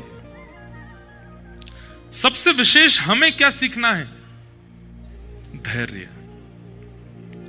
धैर्यता जीवन में लाइए, पेशेंस। हम लोग बहुत जल्दी विचलित हो जाते हैं। आजकल विवाह नहीं टिकते लोगों के। क्यों? धैर्य नहीं। भाई एक बात आपको माननी पड़ेगी कि विवाह निभाने से चलता है। यह तो सामान्य बात है कि कोई व्यक्ति बहुत पास रहेगा, समीप रहेगा, तो कुछ दिन बाद उसके अवगुण दर्शन होंगे, उसकी योग्यताएं अयोग्यताएं लगने लगेंगी। उसमें हमें करना क्या है? बोले धैर्य रखो, बस पेशेंस रखो। धैर्यता पूर्वक निर्वहन करते चलोगे, करते चलोगे, करते चलोगे, कुछ समय व्यतीत करोगे, उसके बाद आदत हो जाएगी। एक बात लिख लीजिएगा, आदत जिसकी होगी वही अपना विवाह निभा पाएगा। विवाह करते समय यह बात निश्चित कर लीजिए कि इनकी आदत हमको डालनी है, तो ही विवाह चलेगा। और जो व्यक्ति आदत नहीं डाल सकता, नहीं चलेगा। ये आप लोगों को नहीं कह रहे हैं, आज के युवाओं को बता रहे हैं हम। पाणिक ग्रहण संस्कार का एक प्रकार से अर्थ है आदत संस्कार। वो आदत डालनी है आपको उनकी। अभी चाहे जैसे भी है, निभाना है। और जिस दिन आदत हो गई, आपका विवाह चलेगा।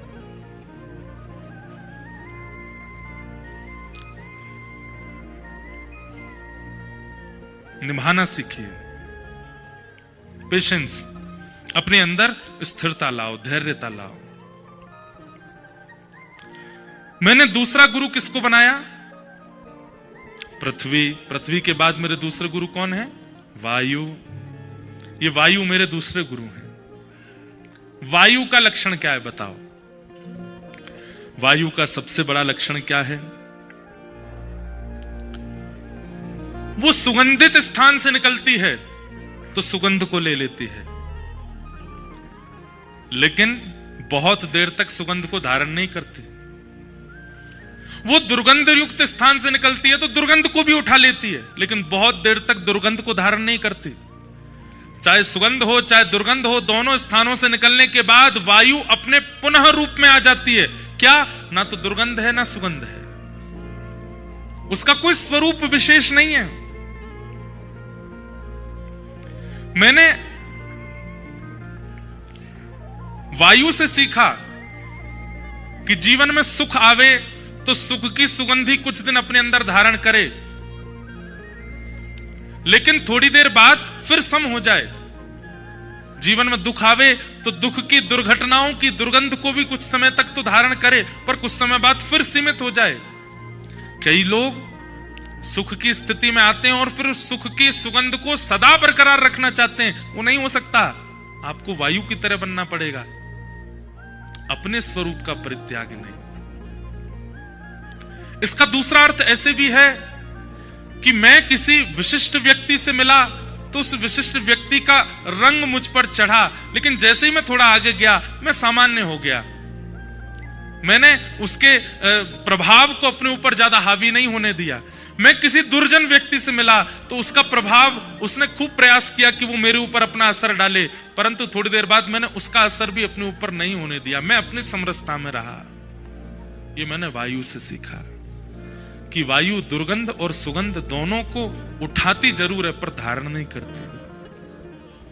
वायु यदि सुगंध को धारण कर ले तो वायु की महिमा और ज्यादा हो जाएगी, लेकिन फिर भी वायु सुगंध को धारण नहीं करती।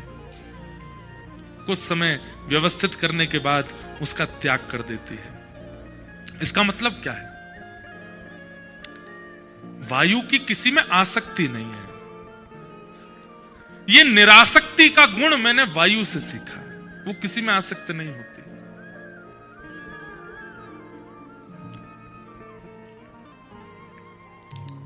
किसी संत के पास किसी ने जाकर के माला पहना दी और उस संत ने उसकी अति प्रसन्नता नहीं की, तो सामने वाले व्यक्ति को मन में होने लगा मैंने इतनी महंगी माला पहनाई और ये मेरी प्रशंसा नहीं कर रहे हैं। लेकिन तभी किसी ने आकर के गाली भी दी तो संत ने उसका भी कोई तिरस्कार नहीं किया। तब माला पहनाने वाले को लगा नहीं, ये व्यक्ति ही सम है, मेरे द्वारा प्रदत्त की गई माला या किसी के द्वारा प्रदत्त की गई गाली, उससे इन पर कोई असर नहीं हुआ। हमारे वृंदावन में स्वामी श्री हरदास जी महाराज, एक बार उनका दर्शन करने के लिए बादशाह अकबर आया। तानसेन ने कहा कि बादशाह बनकर के जाओगे तो हमारे गुरुजी नहीं मिलेंगे, अपना रूप बदल करके चलो। तो बादशाह अकबर तानसेन का तंबूरा उठाने वाला बनकर के गया। जैसे ही स्वामी श्री हरदास जी महाराज के सन्मुख पहुंचे, स्वामी जी महाराज जैसे ही गाने लगे, तानसेन ने मना किया था अकबर को कि वाहवाही मत करना, हमारे गुरुजी को वाहवाही करने वाले अच्छे नहीं लगते। लेकिन अकबर खूब सोच के क्या वाहवाही नहीं करूंगा, लेकिन आदत से मजबूर जैसे ही स्वामी जी ने गाना प्रारंभ किया, अकबर के मुख से वाह वाह वाह निकल पड़ी। तुरंत स्वामी श्री हरदास जी ने नेत्र खोलकर, कौन है ये? इसके स्वर से पता लगता है कि कोई मुगल सल्तनत का व्यक्ति है। ए तानसेन, किसको लेके आए हो? बोले महाराज, जहां पना अकबर हैं, हिंदुस्तान के इस वक्त राजा हैं। मैंने इनसे कहा कि राजभेष में जाओगे तो गुरुजी नहीं मिलेंगे, तो तंबूरा उठाने वाले बन के आए। स्वामी जी खूब हंसे, बोले चलो संत दर्शन के लिए दीन तो बना। अकबर ने कहा आप मेरा रूप पहचान ही गए हैं तो अब मुझे थोड़ी आपकी खिदमत करने दीजिए। स्वामी जी बोले इन सब की हमको आवश्यकता नहीं। बोले नहीं, मैं आया हूं आपके द्वार पर, कुछ तो करूंगा। स्वामी जी बोले अब तेरी जो इच्छा हो कर ले। अकबर ने अत्यंत मूल्यवान मणियों का एक हार, स्वर्ण में मंडित, जिसका मूल्य उस काल के भारत में कोई आकलन नहीं कर सकता था, ऐसा अमूल्य हार मणियों का निकाल करके स्वामी जी के गले में पहना दिया। स्वामी जी ने पहन लिया। अकबर के मन में आया कि इतना अमूल्य हार मैंने पहनाया है, ये मेरे से बड़े प्रसन्न रहेंगे, मेरी बड़ी वाहवाही करेंगे। अब 4 लोग आएंगे, उनसे भी कहा करेंगे कि देखो अकबर ने मुझे ऐसे ऐसे हार पहनाया। स्वामी जी तो सबके मन की जानते हैं। इतने में स्वामी जी ने कुछ आलाप लगाया, तो जैसे ही गाने लगे तो हिंसक जीव, पशु पक्षी सब वहां इकट्ठे होने लगे और दूर बैठ करके स्वामी जी को सुनने लगे। तभी एक हिरण आया और स्वामी जी के बगल में आकर के बैठ गया। स्वामी जी ने वही हार उतार करके हिरण को पहना दिया। अकबर बोला, रुकिए, ये क्या कर रहे हैं, क्या कर रहे हैं? इतने में तो हिरण भाग गया वहां से, हार पहन करके वन में चला गया। अकबर बोला, राम राम, ये कैसे व्यक्ति हैं? इतना महंगा हार, इतना अमूल्य हार, अरे आपको नहीं चाहिए था तो मुझे ही वापस कर देते, मैं अपनी रानियों को दे देता, किसी और को दे देता। एक हिरण को पहना दिया, इतना भी मूल्य नहीं समझा आपने मेरे द्वारा प्रदत्त की गई सामग्री का? स्वामी जी बोले, बैठ जा, बहुत देर रह गई है। तो बोलते बोलते मन में यूं ही विचार करके आयो कि तेरी प्रशंसा करेंगे हम, रुक जा। फिर कुछ गाया तो जैसा वो हिरण था ऐसे असंख्य हिरण प्रकट हो गए और सब हिरणों के गले में वही हार था जो अकबर ने पहना है। और बोले, सुन देख, सबन के गले में हार हैं? बोला, हाँ। वैसा ही हार है जैसा तैने पहना है? बोला, हाँ, लेकिन शर्त यह है। बोले, क्या? अब तू जा, अपनो वारो हारी लेके चलो जाए, यहां से तेरो वारो कौन सा, ढूंढ ले। अकबर समझ गया, बोले कि ये सामान्य नहीं है भैया, संसार के अत्यंत उपलब्धि देने से इनको खरीदा नहीं जा सकता, ये ठाकुर जी के हो चुके हैं। तो वायु से मैंने क्या सीखा कि सुगंधी कभी तुम्हारा मोल तुम्हें खरीद ना ले, तुम्हारे ऊपर आधिपत्य ना बना ले, और कभी दुर्गंध भी तुम्हारे ऊपर आधिपत्य ना बना ले। तुम सदा अपने रस में रहो। यहां पर सुगंध का अर्थ सात्विक रूप में नहीं है, तामसिक रूप में। सुगंध का अर्थ मतलब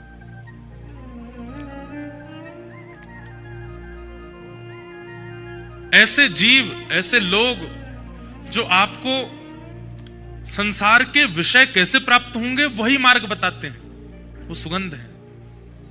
और दुर्गंध कौन? बोले, पापी, दूषित कृत्य करने वाले लोग।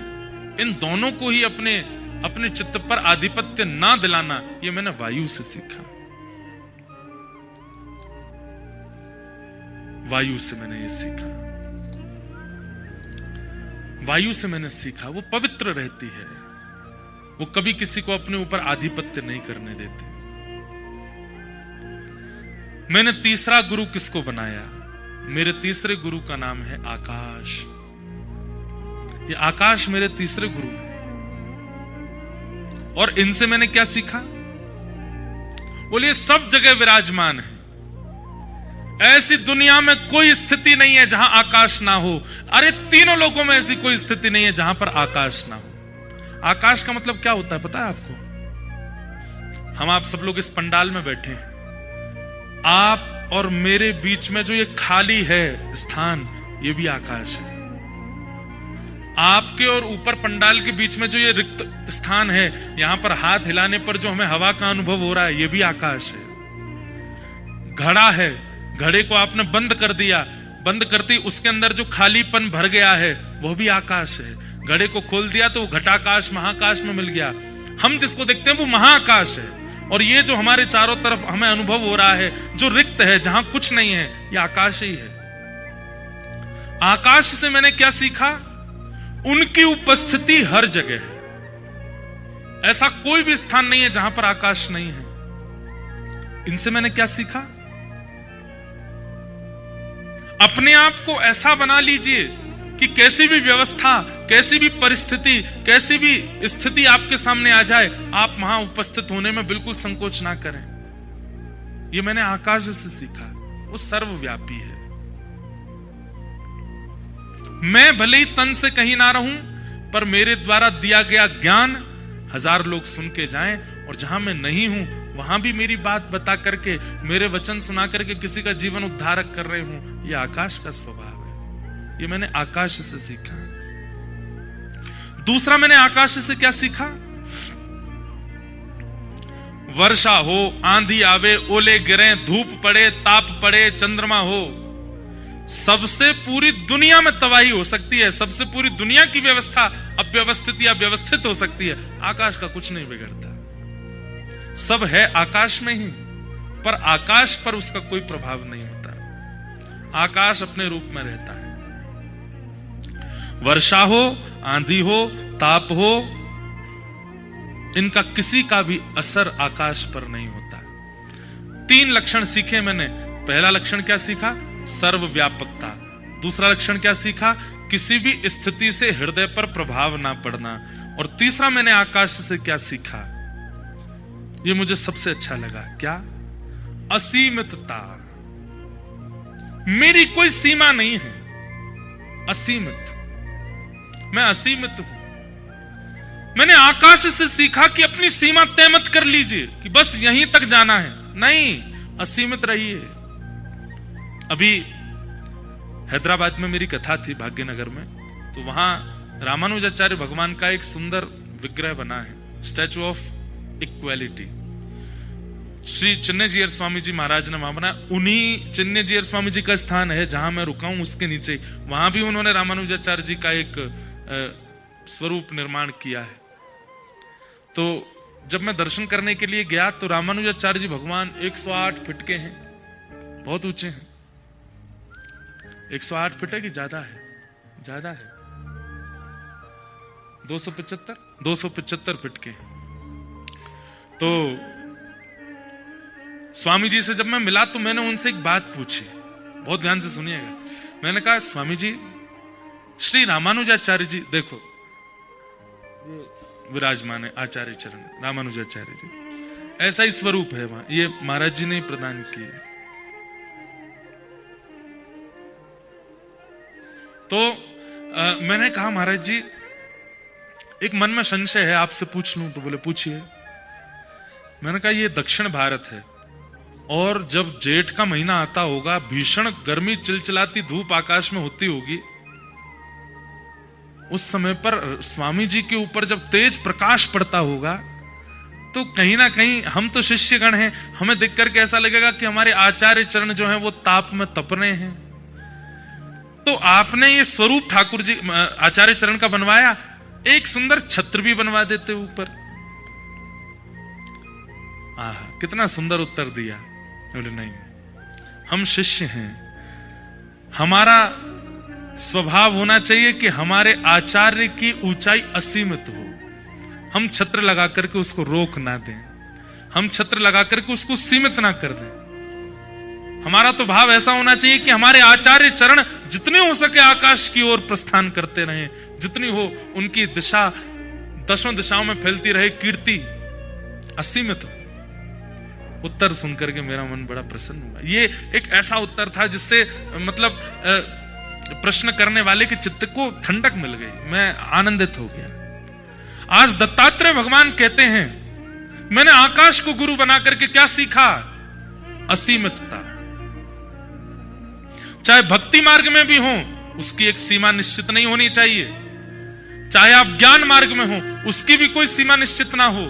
आप वैराग्य मार्ग के हो, उसकी भी कोई सीमा निश्चित ना हो। और आप संसारी मार्ग के हो, उसमें भी सीमा मत रखो, उसमें भी असीमित रहो। धन कमाना है, कितना कमाना? असीमित कमाओ। नाम ऐश्वर्य यश कमाना, कितना कमाना? असीमित कमाओ, सीमा मत रखो। जो व्यक्ति सीमा निश्चित कर लेता है, कहीं ना कहीं उस व्यक्ति को अपने जीवन में बहुत कुछ उतार चढ़ाव अनुभव होते हैं। पर जिस व्यक्ति की कोई सीमा नहीं है, चलते जाना है। एक बात बोले आपको, अगर व्यक्ति को ना पता हो कि गिरिराज जी की परिक्रमा 22 किलोमीटर की है, तो 22 किलोमीटर चल जाएगा, उसको कुछ नहीं होगा। उसको पता है कि 22 किलोमीटर की है, इसीलिए 18 किलोमीटर बाद, अरे कितनी और रह गई, अभी 3 किलोमीटर और है, अभी कितना और रह गया, कितनी दूर और है। सीमा पता है, इसलिए सीमा के नजदीक आने पर पीड़ा का अनुभव होने लगता है। आज आप धन कमा रहे हैं, मान लीजिए आपने सीमा निश्चित कर ली, इतना धन मुझको कमाना है, तो आपको उतार चढ़ाव, हानि, लाभ सबका अनुभव होगा। इसने मुझे बुरा कर दिया, अरे देखो मेरी यहां रुकावट आ गई, अब यहां मैं रुक गया, अब मेरी स्थिरता आ गई, अब इसने मेरे साथ छल कर दिया, कपट कर दिया, अब मेरे साथ बुरा कर दिया, मेरा समय खराब आ गया। क्यों? अब आपको यह लग रहा है सीमा आने वाली है और जाते जाते रुक जाता हूं। लेकिन असीमितता होगी, सीमा ही नहीं है, तो जीवन में आने वाली दुविधाओं से लगेगा क्या, ठीक है आ जाओ, तुमको भी आना, तुम भी आ जाओ, चल तो रहेंगे, राह ही है, हम तो राह के चलना हमारा काम है, चलते रहेंगे, कमाते रहेंगे, जब तक कमाना कोई सीमा तो है नहीं। किसी भी क्षेत्र में आप हैं, चाहे भक्ति के पथ पर हैं, चाहे ज्ञान के पथ पर हैं, चाहे धन के पथ पर हैं, चाहे वैराग्य के पथ पर हैं, असीमित रहो, सीमा निश्चित मत करो। ये मैंने आकाश से सीखा। आकाश की कोई सीमा नहीं है। समुद्र की सीमा हो सकती है, पहाड़ों की सीमा हो सकती है, नदी की सीमा हो सकती है, दो लोगों की सीमा नहीं है। एक तो आकाश, दूसरा बताओ मन, इसकी भी कोई सीमा नहीं है। एक तो आकाश असीमित होता है और एक इंसान का मन असीमित होता है, इसकी भी कोई सीमा नहीं। आजकल के लड़का लड़की 10-10 लोगों से संबंध रखते हैं, बेचारे वो ऐसा सोचते हैं कि ये निराश्रित हैं, हम आश्रय नहीं देंगे तो कहां जाएंगे, बेचारे भटकेंगे। ये मन कैसा है हमारा, कितने लोगों को बैठा लो इसमें, कितने भी लोगों को बैठा लो, कितनी भी सामग्री बैठा लो, कितनी भी दुनिया बैठा लो, अरे महाराज पृथ्वी कम पड़ जाएगी आपकी, पूरी पृथ्वी परिक्रमा खड़े आओ, पूरी पृथ्वी को भी मन में बैठा लो, तब भी मन कहेगा अभी भी खाली हूं मैं और कुछ। अब अमेरिका में लोग बाग जाते हैं स्पेस उसमें बैठ करके जाते हैं, ऐसा मैंने सुना, 15-20 मिनट के लिए जाते हैं, फिर लौट के वो वापस आ जाते हैं। लोग वहां तक भी घूमे आए, उनसे पूछ लो अब मन भर गया तुम्हारा, अब तो कुछ नहीं चाहिए? नहीं, अभी तो मन में बहुत जगह है। कभी कभी ऐसा लगता है कि हो सकता है कि करोड़ों खरबों वर्षों बाद शायद आकाश की भी एक सीमा मिल जाएगी, लेकिन मन की सीमा तब भी नहीं मिलेगी। मन असीमित है। पर मन किस चीज में असीमित है? यही मन सीमित भी हो जाता है कभी कभी। कब होता है सीमित? जब नाम जप करने बैठना हो। कितने नाम करने हैं? बोले 16 माला करो। 15 में ही मन कहता बस अब जगह नहीं बची, कर दो पूरी, अब तो भर गया मैं पूरा, अब और कितनी करोगे? 16 माला होते ही किसी के मन में आता ही नहीं कि 17 भी करनी है, मन कहता जगह ही नहीं है, अब कहां करोगे? मतलब जिस मार्ग से व्यक्ति की बुद्धि को सुधारना हो, जिस मार्ग पर व्यक्ति का सुधराव होना हो, वहां पर मन सीमित हो जाता है। और जिस मार्ग से व्यक्ति को महापापी बिगड़ैल बन जाना हो, यह मन अपनी असीमितताएं खोल देता है, आकाश की तरह हो जाता है। बंधुओं, ये ज्ञान मार्ग क्या करता है? ये ज्ञान मार्ग संसार के विषयों में तो मन को सीमित बना देता है और ठाकुर जी के भजन और ज्ञान में असीमित कर देता है। हमेशा यही लगेगा अभी तो कुछ पाया नहीं, अभी तो कुछ मिला नहीं, अभी तो कुछ किया नहीं। मैंने आकाश से सीखा कि मन ऐसा होना चाहिए जिसकी कोई सीमा नहीं, पर वो असीमितता कहां हो ये गुरु बताएंगे। क्योंकि आज तो हमारी स्थिति ऐसी है कि हम संसार के विषयों में असीमित रहते हैं, पर गुरु कृपा करके ठाकुर जी के भजन में असीमित बनाते हैं।